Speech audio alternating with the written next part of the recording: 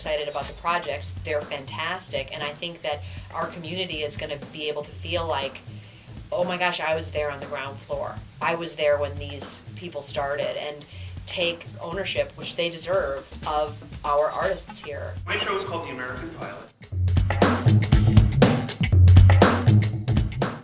It's about an American pilot who crash lands in a war-torn third world country, and it is up to the farmer who sort of rescues him and puts him in his shed in conjunction with the local militia, the captain, the translator, and then the local trader as well. It's up to this farmer to decide what to do with him. I'm doing the Who's Tommy. So the story of Tommy is basically that it's about a little boy who witnesses a murder as a child and goes psychosomatically deaf, dumb, and blind, and then sort of miraculously finds that he has the ability to play pinball while deaf, dumb, and blind.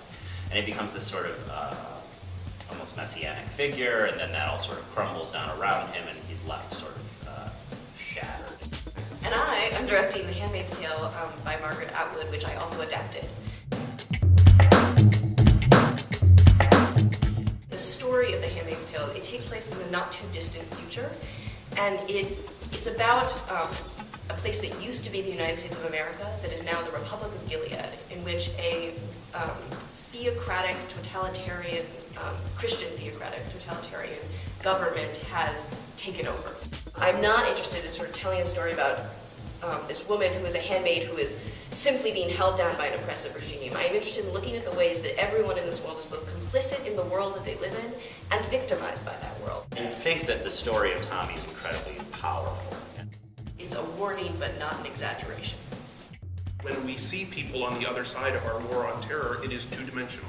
And when people are two-dimensional, they become easily dismissible. It is a possible future based on what she saw as trends. People will express themselves through rock and roll as a sort of primal scream. I still think that many of the trends that she pointed out are still very present. It's much easier for us to make those people two-dimensional.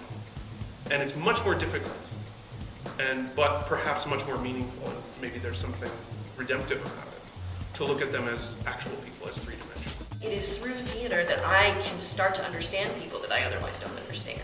We start to sort of like want to root for each other and want to see each other succeed. I am invested in these guys' success, and they, I feel, are invested in mine. They quite literally hold me to a higher standard. And I think that's a fairly universal Yes, I feeling think that for really all is. of us.